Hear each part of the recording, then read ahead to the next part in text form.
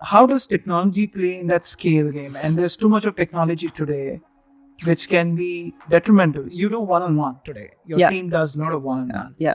But वो scale लाना business में, from a business perspective, one-on-one तो you can't save the planet, right? I can't. You have to have a $500 million to save a $500 million, right? To do that. So how do you? This is something I've debated with a lot. See, what the one-on-one work does for us, Nanis, it gives us a lot of insights into human health. It's literally like every case is a clinical research project.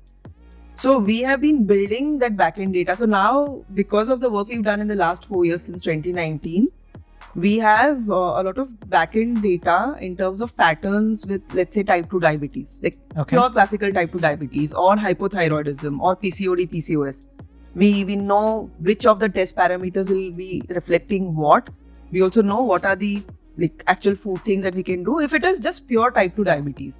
So we've been working on creating maybe a tech solution around that, like 5 diseases for which we've gathered so much data. We can create more of a DIY kind of a thing. So already for the blood test analysis, like what you experienced a mini version of that, right? Like not all the parameters. Yeah. But for that, we've already created a software, right? So we are beta testing it right now. So far, like in the last 15 days, it started correlating with what we do manually. We're seeing the same results come out from the software also, which is like great news for us. So there will be a point in the near future where you could just upload your blood work into a software and you will get an analysis report printed. If you need someone to talk to, then you book a one-on-one call, right? So you can upload, get an analysis. Based on that analysis, you can say, okay, I want my custom diet plan and custom supplement list. We have the knowledge in the backend data for 5 diseases now to be able to do that, right? So not the complicated autoimmune ones and all that. We'll build as we continue to gather data around it. So that is one way I'm thinking like scale is possible for us where it becomes digital, right? So tech becomes an enabler there. Yeah. But I am not in favor of the company entirely going the AI way. Sure. Because see, what it really requires for a human being to heal is someone also giving you attention. Yeah. Someone giving you that human connection. Yeah, and that care, that someone is intending for you to heal. कि 2 लोग आपकी case पे बैठे and they're like, no matter what, I really want Anis to heal, right? Just that intention, because I spoke of energy earlier also, right? Just that pure intention from someone's heart to want to make you heal sometimes brings about the transformation, right? So some cases, they're like literally like magic. Transverse myelitis, doctors give up hope on that. And we are able to kind of bring some change in that, right? So how? That is just like pure magic. It's nothing other than the energetic intention of all of those 45 people really wanting the world to heal, right? So that's why I'm really not so much in favor of us going completely tech, like let's say like a Healthify Me, everything is on the app, right?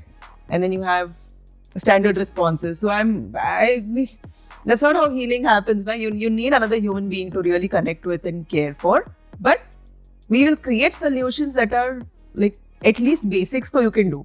Sure. You just want to work on your health, upload your blood work, get your basic plan, get your supplement list, do that much. Maybe you see a turnaround in just that much. If you need a deeper intervention, then we are there as humans to support. But the academy is where I'm seeing the true scale come. Yeah. See, because every batch I'm training 20 people. Okay. Right? These 20 people are going to create ripples of health in their own community, right? So 20 warriors of health every batch. Yeah. That is current batch size. And that is infinitely scalable, right? Because it's like on a tech platform already. It's already technology enabled. Yeah.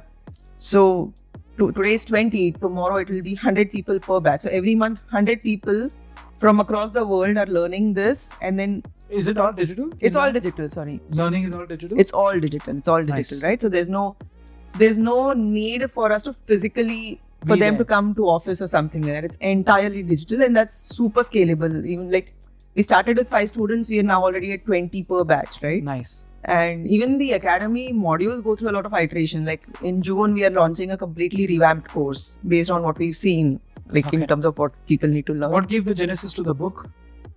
That was entirely Avinash telling me that write a book, it's time you wrote about this journey. So see, what I've narrated to you so far is still like, it's just an hour of conversation, but the actual 6 years of everything that has happened is it's hard to put in like just one conversation. So he kept telling me that just write. I was like, I've never written a book and I don't even know where to start, right? Like, how do you just start writing a book? And he's like, just start writing this, like the story of why you began, the like why I Thrive happened. And then I was like, okay, I'll write that, but what else can we do? Then we actually, so our model also is a very community centric one, right? So none of our clients, like it's not like I worked with someone in 2017 and I've forgotten about them. They all are part of a larger group called the I Thrive tribe. So we were like, maybe we should just reach out to our tribe members and put their stories in.